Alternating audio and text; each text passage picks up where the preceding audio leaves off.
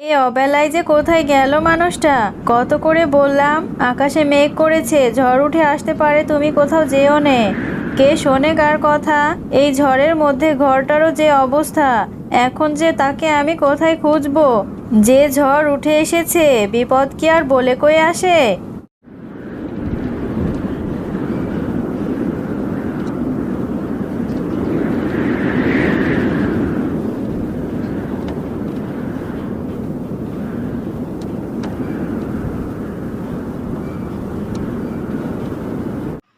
কি গো বউ, তুমি এইভাবে বাইরে দাঁড়িয়ে আছো কেন? এত ঝড় উঠেছে, এর মধ্যে আর কোথায় কাজ খুঁজবো বলো? তাই তো তাড়াতাড়ি করে বাড়ি চলে এলাম। তাড়াতাড়ি চলো ঘরের মধ্যে, আবার বৃষ্টি এলো বলে। তোমার আবার বৃষ্টি দেখতে অনেক ভালো লাগে। হ্যাঁ, আমার বৃষ্টি দেখতে তো খুবই ভালো লাগে, কিন্তু বৃষ্টিতে ভিজতে তো আমার একদমই ভালো লাগে না। দেখো না, চালের উপর থেকে কেমন ফোঁটায় ফোঁটায় বৃষ্টি পড়ছে। এরকম চলতে থাকলে তো ঘরে পানি ভরে যাবে। তোমাকে কত করে বললাম ঘরের চালটা সারো, তুমি কোনো গুরুত্বই দিচ্ছ না। শুধু বললেই কি করা যায় গো? তার জন্য অনেক টাকা দরকার। বাড়িতে তো 1 টাকা বলতেই নেই। এখন কি করে বলো এই চাল সারাবো?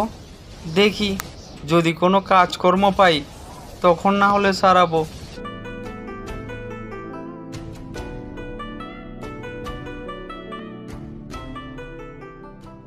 হ্যাঁ গো, দেখো না, কালকের এই ঝড় বৃষ্টিতে আমাদের ঘরের চাল আর এই পাশটা ভেঙে গেছে। এখন এই ভাঙা চালাতে কি করে থাকবো বলো? তুমি যাও না, গ্রামের মোড়লের কাছ থেকে কিছু টাকা ধার করে নিয়ে আসো। তারপর ঘরটা না হয় ঠিক করা যাবে। কিছু টাকার ব্যবস্থা হলে তো ঘরের চালাটাও ঠিক করা যেত। হ্যাঁ, কথাটা বা মন্দ বলনি। সেটা বা গেলে মোড়লের কাছ থেকে যদি কিছু টাকা পাওয়া যায় সেটা তো খুব ভালোই হতো। তবে এটাও আর এক ব্যাপার, এই সামান্য হয়তো টাকা নেব, তবে গ্রামের মোড়ল মশাই কি বা কি চেয়ে বসবে তা ভগবানই জানে। দেখ ভোটকে, এতদিন টাকা বাকি রেখেছিস, এখন এসে বলছিস আরও 1 মাস টাইম নেবে? এত টাইম আমার কাছে নেই বাপু। তাড়াতাড়ি টাকা দে, না হলে আমাকে অন্য রাস্তা দেখতে হবে, বুঝলি ভোটকে? এই নে, এই কাগজে একটা টিপ সই করে যা, পরে তোকে আমি ডাক করিয়ে নেব, বুঝলি? আর দেরি করিস নে, তাড়াতাড়ি একটা টিপ সই কর তো বাপু। কি বলেন মোড়ল সাহেব? এটা তো সাদা কাগজ, এটাতে আমি কেন সই করব? আপনি কি বলতে চাইছেন সেটা তো একটু বলুন, না হলে আমাকে 10টা দিন টাইম দিন মোড়ল সাহেব। কি রে ভাইপো, অনেক দিন পরে যে, তোর তো আর দেখা সাক্ষাৎ পাওয়া যায় না। কি মনে করে আমার কাছে এলি? আর এখন সব ভালো চলছে তো নাকি রে? না মোড়ল মশাই, একেবারে ভালো নেই। কাল ঝড়ে আমার ঘরের চাল উড়িয়ে নিয়ে গেছে। এখন চালটা না সারাতে পারলে বৃষ্টি কিংবা ঝড় এলে আমাদের যে খাওয়া দাওয়া সব বন্ধ হয়ে যাবে। তাই যদি কিছু টাকা দিতেন আমার খুব উপকার হতো। হ্যাঁ ভাই বউ, দেবো না কেন? তবে এই সাদা কাগজে একটা টিপ সই করে কত টাকা লাগবে নিয়ে যা। তাড়াতাড়ি ফটকে এইখানে সাইন না করলে এখান থেকে আর বেরোতে পারবি না।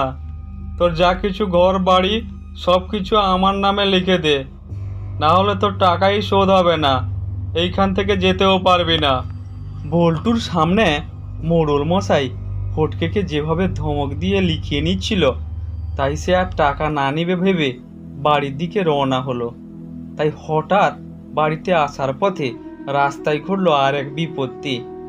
সেই ফাঁকা রাস্তায় আসতে আসতে হঠাৎ দেখে এক গাছের তলায় এক বুড়িমা দাঁড়িয়ে আছে, আর এমন মুখ করে আছে যেন বল্টুকে কিছু বলবে।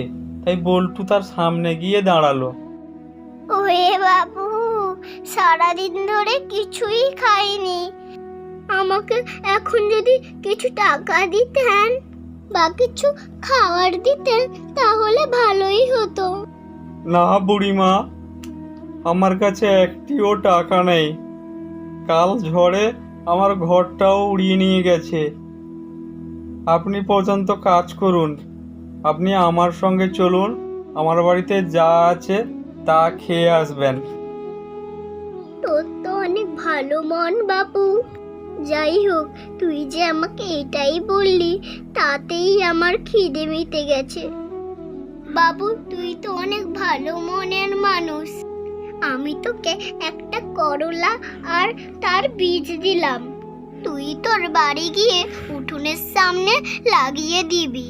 এখন আসছি রে বাপু। বুড়িমাটা অনেক ভালো ছিল। এখন দুঃসময়ে যাই হোক, বুড়িমা তো আমাকে দু একটা করলার বীজ দিল। ওই বীজগুলো এখন ঘরের সাইডে পুঁতে দিলাম। যদি হয় তাহলে বাজার থেকে সবজিও কম আনতে হবে। এখন যাই, সন্ধ্যা হতে গেল, ঘুমিয়ে পড়ি গে। তারপর বল্টু আর বল্টুর বউ সেই রাতে ঘুমিয়ে পড়ে। আর বল্টু ঘুমোতে ঘুমোতে ভাবে কি করে ভাঙা চাল সে সারাবে। না সারাতে পারলে আবার ঝড় বৃষ্টি এলে তখন যে কি হবে। বলতে বলতে সকাল হয়ে গেল।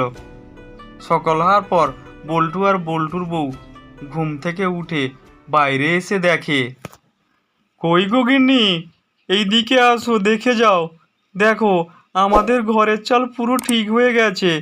ওই বুড়িমার আশীর্বাদে আমাদের আর ঘর সারাতে হলো না। এখন এইভাবেই আমরা কাটিয়ে দিতে পারবো।